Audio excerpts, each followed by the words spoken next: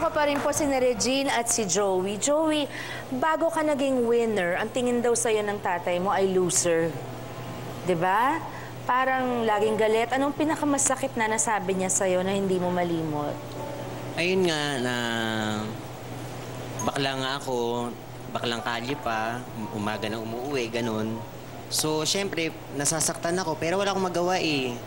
Hindi naman ako nakatapos ng pag-aaral. Kung nakatapos ako ng pag-aaral, mas maganda siguro yung buhay na ibibigay ko sa kanila. 'Di ba? Pero sa lahat ng pagsisikap mo, wala siyang in-appreciate. So, hindi niya naiintindihan na parang nagre-rebelde. Siguro that nung bata ako, wala pa siguro. Hindi niya pa siguro na-appreciate. Okay, tapos ang nangyari pala, nag-Japan ka daw para kumita. Okay, gaano naman kahirap at ano mga ginawa mong sakripisyo sa Japan? Actually, nung time na yun, parang nag-apply ako for the agency sa Japan. As Dancer, pero unfortunately, hindi ako makaalis. Sabi ko, bahala na kung makakalis ako o hindi. Bahala ng Diyos. One time, may tumawag sa akin sa Japan. Sabi niya, aalis ka na by July. Sabi ko, sino naman tatawag sa akin eh? Wala naman nag-aasikaso ng papers ko. Yung pala, inasikaso ng kaibigan ko sa Japan. Tapos biglang tumawag sa akin yung club sa Japan. Bigla akong umalis. Nakakatuwa rin naman yung kaibigan mong yun, ano? Hindi mo alam na asikaso ka. Okay, umuwi ka dito nung matapos na yung kontrata mo. Gaano katagal yun, Joey?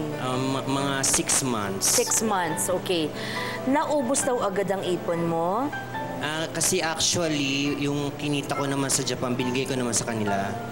Sa kanilang lahat? Hindi, sa mother ko tsaka sa father ko. Kasi may business kami na RTW. So, pinandagdag nila ng negosyo. Actually, nasa Japan ako. Padala rin ako ng padala sa kanila eh. Siguro naman this time, thankful na sila. Ay, sobra. Nagulat sila at Sobra. inabot mo? Mas close kami ngayon eh. Pati ng tatay mo? Sobra. Oh, Actually, siya bumibili ngayon ng brat panty ko. Unti-unti mong pinagtrabahuhan yung mga pangarap mo. Sobra. Naabot mo naman. Paano mo ginawa, Joey? So, pag galing mo naman ng Japan, pag uwi mo dito, anong pinagkaabalahan mo? Actually, malaki ang naitulong sa akin ng Japan kasi nga doon natututo ka lahat, mag-isa ka, kumikita ka ng pera. So, pag uwi ko ng Pilipinas, parang feeling ko hindi na ako sanay ng walang hawak na pera. So, parang yung trabaho mo, hindi sulit sa sweldo? Parang ayoko nang tumambay, ayoko nang dati kong buhay, na madaling araw na ako umuwi, umaga na, ganun. Malaki ang pinagbago niya. So, ano ngayon ang ginagawa mo? Nag-home service na ako, namasukan na ako sa mga ibang salon, tapos... Anong ginagawa mo? Buhok o makeup? Or Lahat. All around ako. Okay. From Japan naman, biglang nagkaroon ka na ng sarili mong parlor. Ayun. Doon ako tuwan-tuwa eh. Namasukan ka muna? Namasukan muna ako. Tapos nag-ipon ka? Nag-ipon, namahinga ako ng 1 year. Actually, nung namamasukan ako, nag-iipon na talaga ako eh. Importante yung ipon, Joey, no? Yeah, sobra. Ngayon, meron na akong sariling salon. Ayun, sige, magpo 4 years na siya. Imbitahin mo sila sa salon mo. Punta po kayo sa salon namin, Goddess Salon, located at Tondo, Manila. Malapit po sa Pretel. Ayan. At least nakatulong kami sa plug, di ba? Thank you. Ikaw, Regine, do you wanna say anything? Magkasama ba kayo? Kasama po. Ay, Staff na nice po ako. naman. Staff ka ngayon ni Joey, pero matagal na kayo magkaibigan. Sobra. So, anong ginagawa mo doon? Makeup, hair, Lahat din. everything Tinuturuan also? ko siya. Tinuturuan lahat. So, Goddess Salon sa Tondo, Manila. Manduna Street, Tondo, Manila. Ayan, ako balitaan nyo kung nakatulong kami ng konti. naman Nakakatuwa. siya. Naku, we're all for success, di Thank you ba? very much. Ayan. Pareho kayong may mga kapatid. Nung inako niyong responsibilidad ng pagiging mga breadwinner, wala bang resentment na namuo sa mga puso ninyo? Na parang, di naman ako panganay o di naman kailangan ako gumawa nito. Bakit ako yung breadwinner, Regine? Actually, walang-wala. Walang-wala. Walang-walang resentment.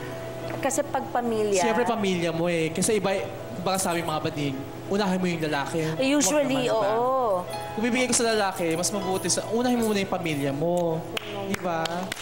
Totoo lang, wala ka namang papala sa lalaki. Sa pamilya mo, napakarami. Tsaka lagi namang may lalaki, hindi naubusan. Andiyan lang sila. At saka never mind na lang, di ba? No, that's right. Kung lolokohin ka lang naman. Ayun naman talaga yun eh. O, yun. Joey, you. Actually, ang family ang first ano ko ngayon eh. Sobrang Family mahal na yours. mahal ko sila. Kasi ang katwiran ko, ang lalaki nagagastusan ko nga, bakit ang pamilya hindi? Dapat silang unahin ko. Napakaganda Diba? ng pananaw ninyo sa buhay. Kaya siguro kayo blessed. Yun naman ang proud ako. I'm proud that I met you and I'm proud to know yun ang pinaprioritize ninyo. So God bless you. Thank you. Sana dumami pa ang mga katulad ninyo. I'm proud of you, proud to know you. So Goddess Salon in Tondo, don't forget. Okay. Susunod po, isa siyang anak at kuya na breadwinner na kumapit sa patalim. Naku, abangan yan dito sa Sharon kasama mo. Thank you again, Joey. Thank you. Thank you. Next one. Proud ako na ito yung ginagawa ko, na ito yung pinangbubuhay ko sa kanila na dahil sa ganun, nasusuportahan ko yung mga pangangailangan nila. Sana